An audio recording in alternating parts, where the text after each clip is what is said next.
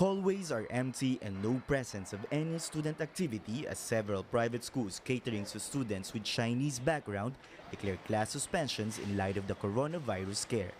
One of the biggest and oldest private Chinese schools in Manila, Chiang Kai-shek College, implemented a 2-week class suspension for their students in all levels. We are not really creating like panic or whatever. Just as a precaution, we don't know, where they went and then who they had contact with, and so in order to protect all our children, we feel that since basically supposedly if anybody got the virus, the incubation period is about 2 weeks.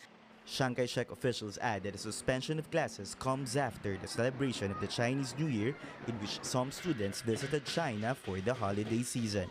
Wuhan City in China is a ground zero of the novel coronavirus that has infected thousands of individuals and killed over 100 people.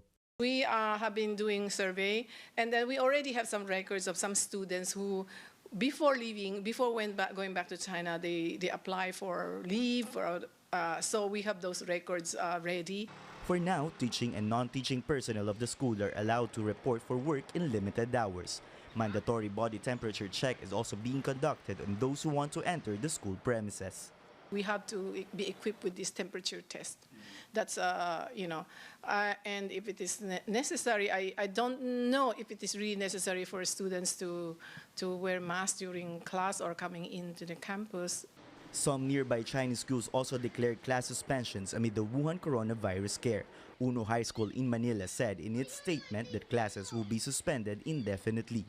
Uno High School adds that students with travel history to China and other countries with confirmed cases of Wuhan coronavirus should go on self-quarantine for 2 weeks, and their absences will be excused. St. Stephen High School also suspended classes as part of their precautionary measure against the virus threat.